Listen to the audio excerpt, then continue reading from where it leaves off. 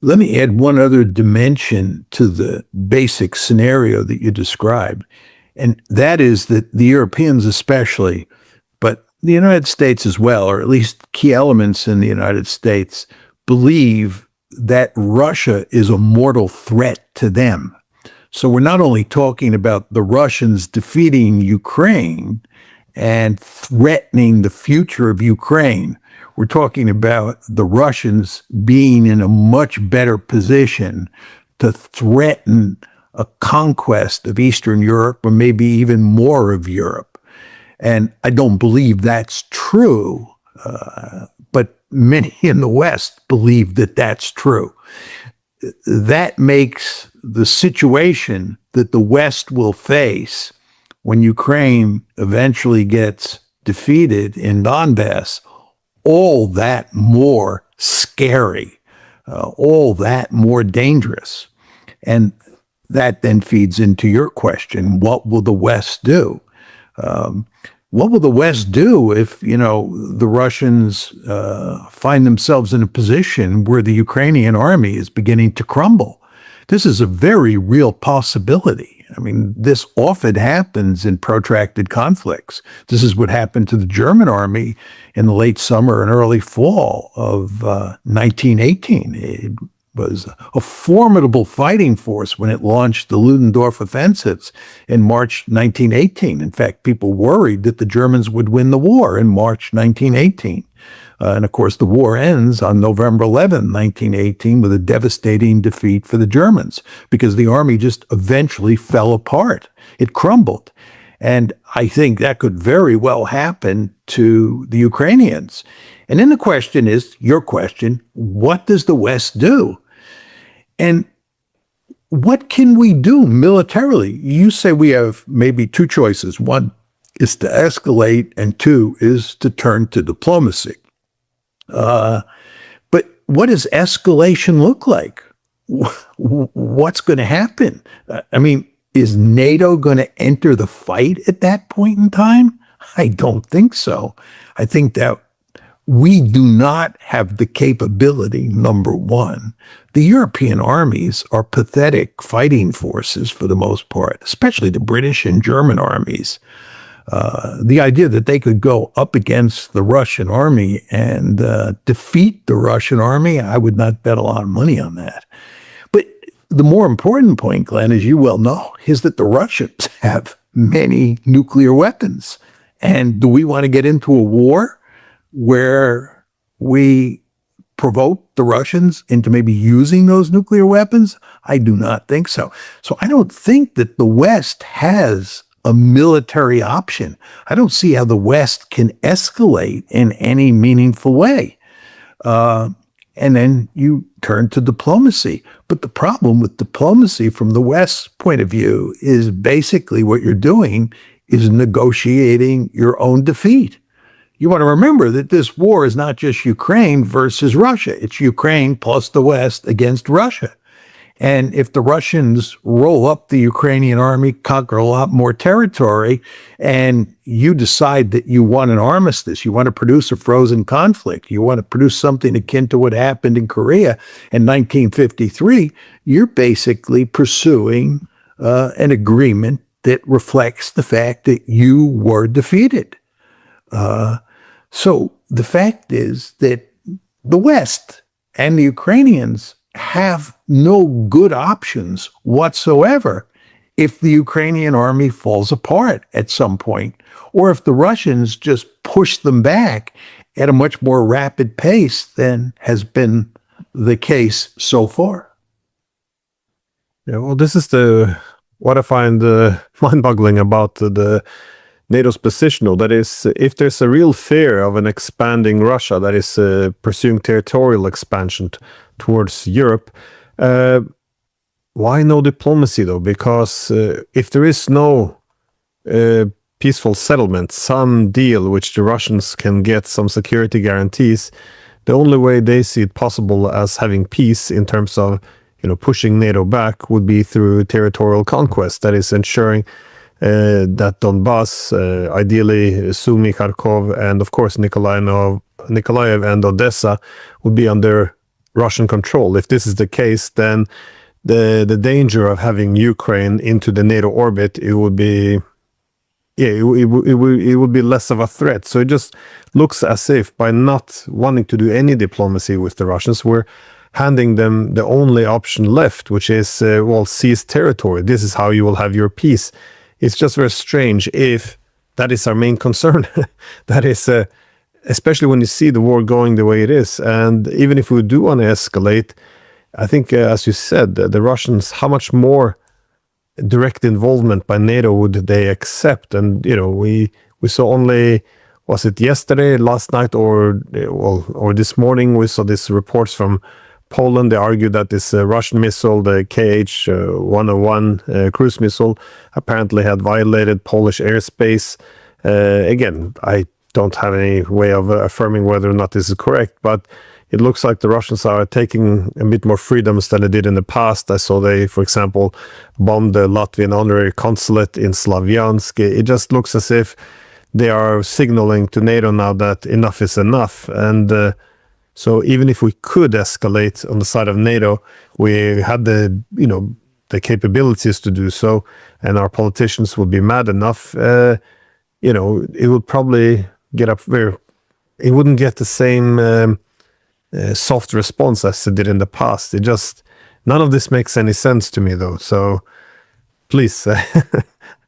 Well, I was listening to you and Alistair Crook talk the other day, and the two of you were making the point. I think you made it, and Alistair was agreeing with you, if my memory's correct, that when the West fights wars, it has a powerful tendency to demonize the other side, to make the argument that you're up against the devil incarnate. Vladimir Putin becomes Adolf Hitler. Russia becomes Nazi Germany. And the point that you guys were making, which of course is exactly right, is that if you pursue that path, if you describe your adversary in those terms, when it gets time to negotiate with the adversary, it's almost impossible, because you're then talking about negotiating with the devil, with Adolf Hitler. And you remember, Glenn, in World War II, we pursued, with regard to Germany, Nazi Germany, and with regard to Imperial Japan, a policy of unconditional surrender. Just think about that, unconditional surrender. Well, if you're pursuing unconditional surrender as your goal, you can't have diplomacy. What you're saying is that the other side has to completely capitulate. And of course, that was because we thought Imperial Japan and Nazi Germany were the devil incarnate. And again, once you believe that, and I'm not arguing it wasn't true in the case of Adolf Hitler, you're not going to get negotiations. And this is what has happened here, as the two of you were describing on your show. We have, especially I think in Europe, more so than in the United States, ended up in a situation where we have described, we in the West, the Russians as the devil incarnate and Putin as the font of all evil. And that makes it, I don't want to say impossible, but it makes it extremely difficult to negotiate. Yeah, no, my reference there was to Walter Lippmann, because he did a lot of work on political propaganda, and he made that point that a key part of propaganda is, of course, shaping the stereotype of us, the in-group versus them, the out-group. And again, when things are framed as good versus evil, it's a great way of mobilizing the public for war, but it makes it impossible to accept a workable peace.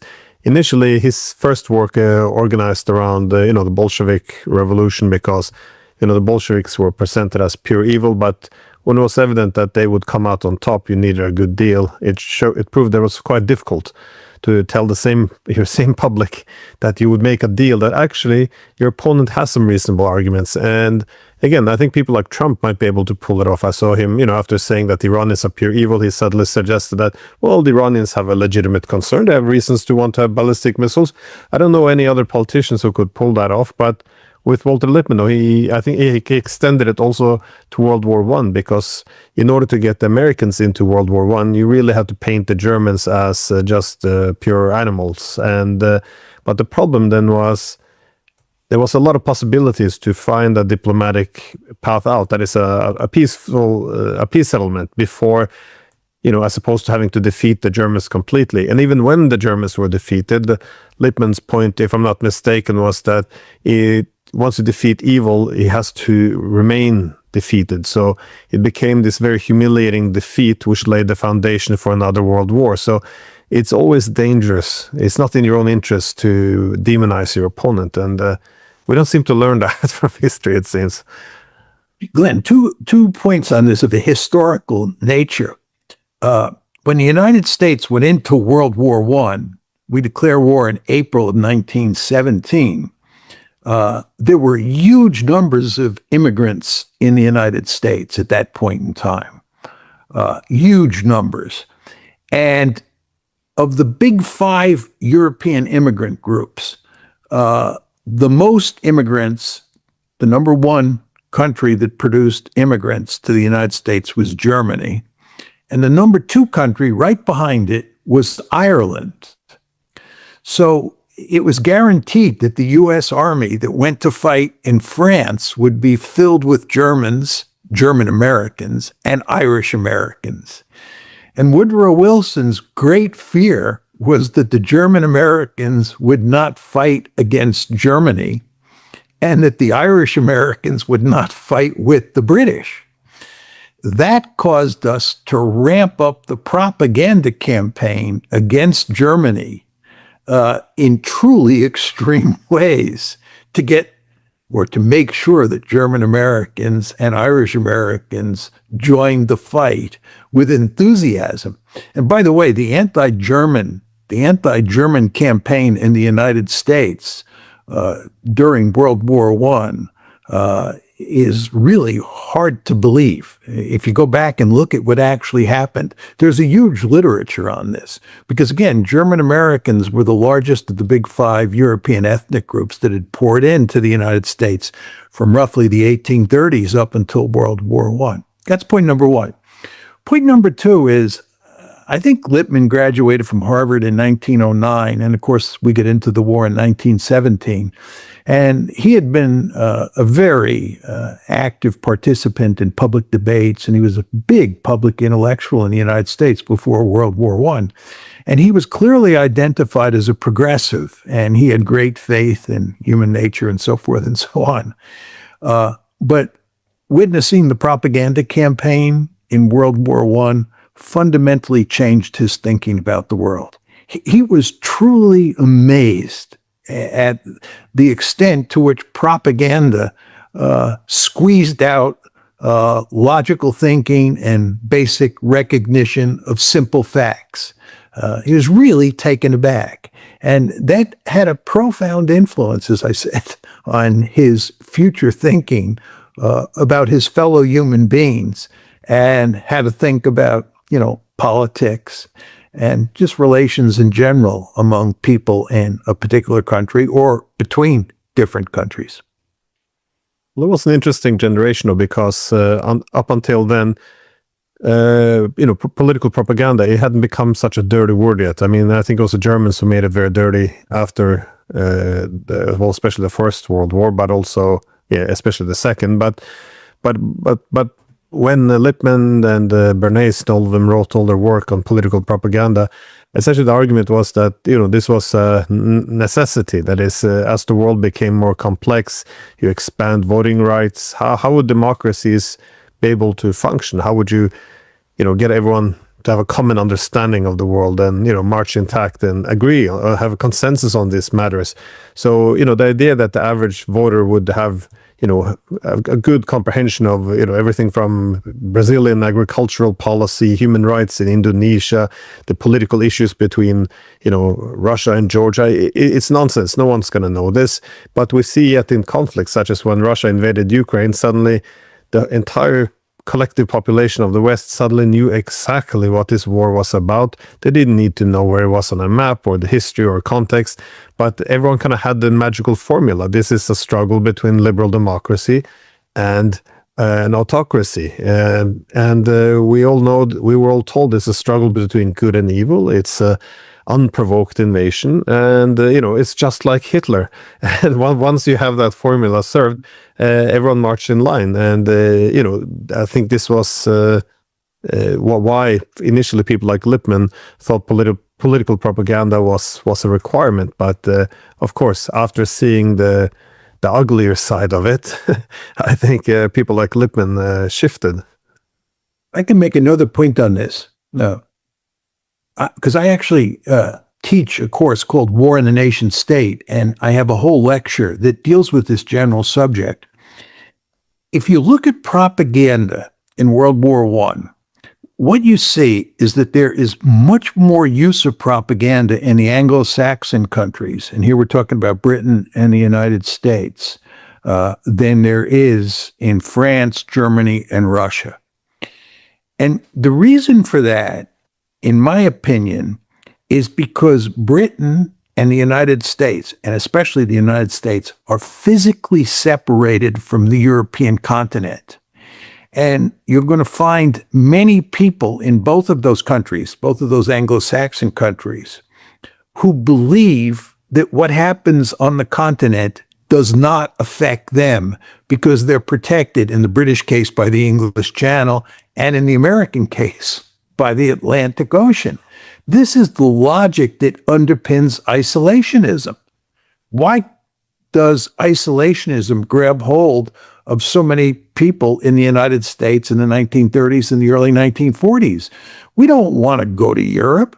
What happens in Europe doesn't threaten our security. We've got the Atlantic Ocean between us and Europe. And a similar logic applies in a place like Britain, where many people talk about splendid isolationism, right? So the end result is, if you're the United States or you're Britain and you go to war against Nazi Germany in World War II or Imperial Germany in World War I, you've got to motivate the people to fight and die, because that's what's required here. You're talking about fighting and dying in huge numbers. And you're going to need a propaganda campaign if you're Britain, and especially if you're the United States, to get people to cross a large body of water, go onto the continent, and fight against the Germans or whomever. So that's why you see so much propaganda. Now, if you're France or you're Germany or you're Russia, the bad guys are right next door. There's no water separating you. And in fact, in most cases, the bad guys are in your territory. You don't have to propagandize to motivate the French in 1914. The Germans are sweeping through France with the Schlieffen Plan. And of course, you can make analogous arguments regarding the Eastern Front in World War I. So it's very important to understand that these two liberal democracies, Britain and France, are the two countries that are top-notch at propagandizing. And in the case of the United States, that has really never gone away. Yeah, there's some other literature as well that suggests that the US and UK had much more effective propaganda during the Cold War, because as opposed to the communists, because a key component of political propaganda is also to sell the information as being altruistic and credible. That is, as they also teach, in the literature, in communication theories, it's very important who sends the message. That source credibility has a lot to say. So when all your media is state media, all the narratives comes from the government, such as it did from the Soviet Union, people know who's telling you these things, so it becomes less convincing. The Americans and British, they had more.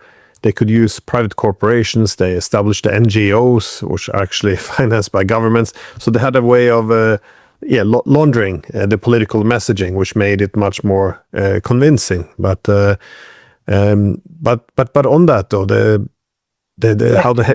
Can I make one more point? Just because I don't want it to slip out of my mind. If you think about what we are doing with the shows that we're on, basically what we're trying to do is counter propaganda, right?